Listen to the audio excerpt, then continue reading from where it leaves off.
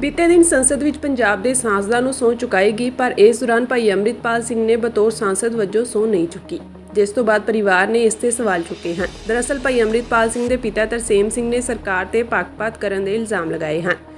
ਵਾਰਿਸ ਪੰਜਾਬ ਦੇ ਜਥੇਬੰਦੀ ਦੇ ਮੁਖੀ ਅਤੇ ਖਡੂਰ ਸਾਹਿਬ ਤੋਂ ਐਮਪੀ ਭਾਈ ਅੰਮ੍ਰਿਤਪਾਲ ਸਿੰਘ ਦੇ ਪਿਤਾ ਤਰਸੇਮ ਸਿੰਘ ਨੇ ਕਿਹਾ ਕਿ ਭਾਈ ਅੰਮ੍ਰਿਤਪਾਲ ਸਿੰਘ ਨੂੰ ਸਹੁੰ ਨਾ ਚੁਕਾ ਕੇ ਸਰਕਾਰ ਨੇ ਖੁਦ ਸੰਵਿਧਾਨ ਦੀ ਉਲੰਘਣਾ ਕੀਤੀ ਹੈ। ਉਨ੍ਹਾਂ ਕਿਹਾ ਕਿ ਬਹੁ ਚਰਚਿਤ ਮਾਮਲੇ ਵਿੱਚ ਫਸੇ ਰਾਮ ਰਹੀਮ ਅਤੇ ਅਰਵਿੰਦ ਕੇਜਰੀਵਾਲ ਨੂੰ ਪੈਰੋਲ ਤੇ ਜ਼ਮਾਨਤ ਦਿੱਤੀ ਜਾ ਸਕਦੀ ਹੈ, ਪਰ 2 ਲੱਖ ਵੋਟਾਂ ਦੇ ਨਾਲ ਜਿੱਤ ਕੇ ਚੁਣੇ ਗਏ ਸੰਸਦ ਮੈਂਬਰ ਲਈ ਵੱਖਰਾ ਕਾਨੂੰਨ ਕਿਉਂ ਬਣਾਇਆ ਜਾ ਰਿਹਾ ਹੈ। ਉਨ੍ਹਾਂ ਅੱਗੇ ਕਿਹਾ ਕਿ ਦੇਸ਼ ਵਿੱਚ ਮਨਮਰਜ਼ੀ ਤੇ ਇੱਕ ਤਰਫਾ ਕਾਨੂੰਨ ਚੱਲ ਰਿਹਾ ਹੈ, ਜੋ ਕਿ ਸਹੀ ਨਹੀਂ ਹੈ। ਇਸ ਤੋਂ ਇਲਾਵਾ ਉਨ੍ਹਾਂ ਇਹ ਵੀ ਕਿਹਾ ਕਿ ਜੇਕਰ ਬਾਜੇ ਕੇ ਜਿਮਨੀ ਚੋਣ ਲੜਦੇ ਹਨ ਤਾਂ ਉਸ ਦੇ ਹੱਕ ਵਿੱਚ ਉਹ ਚੋਣ ਪ੍ਰਚਾਰ ਕਰਨਗੇ। ਕਾਬਿਲੇ-ਗੌਰ ਹੈ ਕਿ ਭਾਈ ਅੰਮ੍ਰਿਤਪਾਲ ਸਿੰਘ ਪਿਛਲੇ ਸਾਲ ਮਾਰਚ ਤੋਂ ਜੇਲ੍ਹ ਵਿੱਚ ਹਨ। ਵਾਰਿਸ ਪੰਜਾਬ ਦੇ ਜਥੇਬੰਦੀ ਦੇ ਮੁਖੀ ਭਾਈ ਅੰਮ੍ਰਿਤਪਾਲ ਸਿੰਘ ਅਤੇ ਉਹਨਾਂ ਦੇ 3 ਸਾਥੀਆਂ ਦੀ ਹਿਰਾਸਤ ਦੀ ਮਿਆਦ 24 ਜੁਲਾਈ ਨੂੰ ਖਤਮ ਹੋਣੀ ਸੀ, ਜਦੋਂ ਕਿ 6 ਹੋਰ ਸਾਥੀਆਂ ਦੀ ਹਿਰਾਸਤ ਦੀ ਮਿਆਦ 18 ਜੂਨ ਨੂੰ ਖਤਮ ਹੋਣੀ ਸੀ। ਭਾਈ ਅੰਮ੍ਰਿਤਪਾਲ ਸਿੰਘ ਸਮੇਤ ਉਹਨਾਂ ਦੇ 9 ਹੋਰ ਸਾਥੀਆਂ ਦੀ NSA 1 ਸਾਲ ਲਈ ਵਧਾ ਦਿੱਤੀ ਗਈ ਹੈ। ਭਾਈ ਅੰਮ੍ਰਿਤਪਾਲ ਸਿੰਘ ਖਡੂਰ ਸਾਹਿਬ ਸੀਟ ਤੋਂ ਚੋਣ ਜਿੱਤੇ ਸਨ। ਫਿਲਹਾਲ ਭਾਈ ਅੰਮ੍ਰਿਤਪਾਲ ਸਿੰਘ ਅਸਾਮ ਦੀ ਡਿਬਰੂਗੜ੍ਹ ਜੇਲ੍ਹ ਵਿੱਚ ਬੰਦ ਹਨ। ਭਾਈ ਅੰਮ੍ਰਿਤਪਾਲ ਸਿੰਘ ਨੇ ਕਾਂਗਰਸ ਦੇ ਕੁਲਬੀਰ ਸਿੰਘ ਜੀਰਾ ਨੂੰ 1.97 ਲੱਖ ਵੋਟਾਂ ਨਾਲ ਹਰਾਇਆ ਸੀ। ਉਹ ਰਾਸ਼ਟਰੀ ਸੁਰੱਖਿਆ ਕਾਨੂੰਨ ਤਹਿਤ ਜੇਲ੍ਹ ਵਿੱਚ ਨਜ਼ਰਬੰਦ ਹਨ।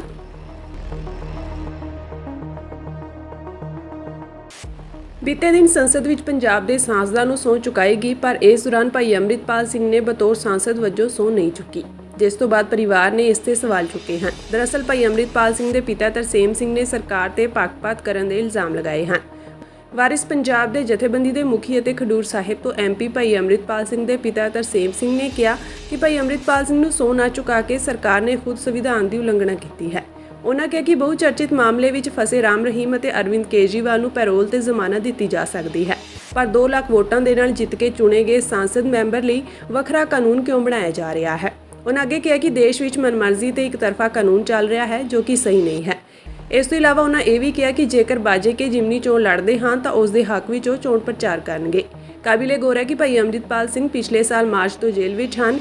ਵਾਰਿਸ ਪੰਜਾਬ ਦੇ ਜਥੇਬੰਦੀ ਦੇ ਮੁਖੀ ਭਾਈ ਅੰਮ੍ਰਿਤਪਾਲ ਸਿੰਘ ਅਤੇ ਉਹਨਾਂ ਦੇ 3 ਸਾਥੀਆਂ ਦੀ ਹਿਰਾਸਤ ਦੀ ਮਿਆਦ 24 ਜੁਲਾਈ ਨੂੰ ਖਤਮ ਹੋਣੀ ਸੀ, ਜਦੋਂ ਕਿ 6 ਹੋਰ ਸਾਥੀਆਂ ਦੀ ਹਿਰਾਸਤ ਦੀ ਮਿਆਦ 18 ਜੂਨ ਨੂੰ ਖਤਮ ਹੋਣੀ ਸੀ। ਭਾਈ ਅੰਮ੍ਰਿਤਪਾਲ ਸਿੰਘ ਸਮੇਤ ਉਹਨਾਂ ਦੇ 9 ਹੋਰ ਸਾਥੀਆਂ ਦੀ NSA 1 ਸਾਲ ਲਈ ਵਧਾ ਦਿੱਤੀ ਗਈ ਹੈ। ਭਾਈ ਅੰਮ੍ਰਿਤਪਾਲ ਸਿੰਘ ਖਡੂਰ ਸਾਹਿਬ ਸੀਟ ਤੋਂ ਚੋਣ ਜਿੱਤੇ ਸਨ। ਫਿਲਹਾਲ ਭਾਈ ਅੰਮ੍ਰਿਤਪਾਲ ਸਿੰਘ ਅਸਾਮ ਦੀ ਡਿਬਰੂਗੜ੍ਹ ਜੇਲ੍ਹ ਵਿੱਚ ਬੰਦ ਹਨ।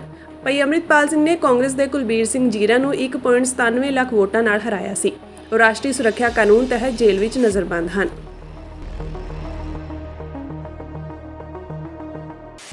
ਬੀਤੇ ਦਿਨ ਸੰਸਦ ਵਿੱਚ ਪੰਜਾਬ ਦੇ ਸਾਂਸਦਾਂ ਨੂੰ ਸਹੁੰ ਚੁਕਾਏਗੀ, ਪਰ ਇਸ ਦੌਰਾਨ ਭਾਈ ਅੰਮ੍ਰਿਤਪਾਲ ਸਿੰਘ ਨੇ ਬਤੌਰ ਸਾਂਸਦ ਵਜੋਂ ਸਹੁੰ ਨਹੀਂ ਚੁੱਕੀ, ਜਿਸ ਤੋਂ ਬਾਅਦ ਪਰਿਵਾਰ ਨੇ ਇਸ ਤੇ ਸਵਾਲ ਚੁੱਕੇ ਹਨ। ਦਰਅਸਲ ਭਾਈ ਅੰਮ੍ਰਿਤਪਾਲ ਸਿੰਘ ਦੇ ਪਿਤਾ ਤਰਸੇਮ ਸਿੰਘ ਨੇ ਸਰਕਾਰ ਤੇ ਪੱਖਪਾਤ ਕਰਨ ਦੇ ਇਲਜ਼ਾਮ ਲਗਾਏ ਹਨ।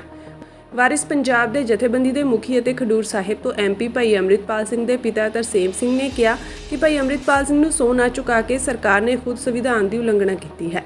ਉਨ੍ਹਾਂ ਕਿਹਾ ਕਿ ਬਹੁ ਚਰਚਿਤ ਮਾਮਲੇ ਵਿੱਚ ਫਸੇ ਰਾਮ ਰਹੀਮ ਅਤੇ ਅਰਵਿੰਦ ਕੇਜਰੀਵਾਲ ਨੂੰ ਪੈਰੋਲ ਤੇ ਜ਼ਮਾਨਤ ਦਿੱਤੀ ਜਾ ਸਕਦੀ ਹੈ, ਪਰ 2 ਲੱਖ ਵੋਟਾਂ ਦੇ ਨਾਲ ਜਿੱਤ ਕੇ ਚੁਣੇ ਗਏ ਸੰਸਦ ਮੈਂਬਰ ਲਈ ਵੱਖਰਾ ਕਾਨੂੰਨ ਕਿਉਂ ਬਣਾਇਆ ਜਾ ਰਿਹਾ ਹੈ।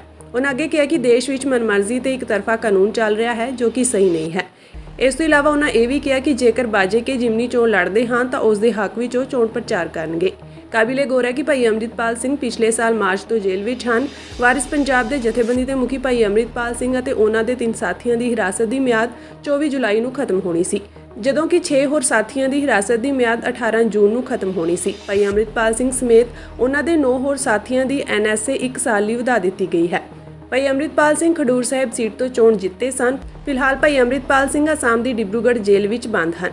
ਭਾਈ ਅੰਮ੍ਰਿਤਪਾਲ ਸਿੰਘ ਨੇ ਕਾਂਗਰਸ ਦੇ ਕੁਲਬੀਰ ਸਿੰਘ ਜੀਰਾ ਨੂੰ 1.97 ਲੱਖ ਵੋਟਾਂ ਨਾਲ ਹਰਾਇਆ ਸੀ। ਉਹ ਰਾਸ਼ਟਰੀ ਸੁਰੱਖਿਆ ਕਾਨੂੰਨ ਤਹਿਤ ਜੇਲ੍ਹ ਵਿੱਚ ਨਜ਼ਰਬੰਦ ਹਨ।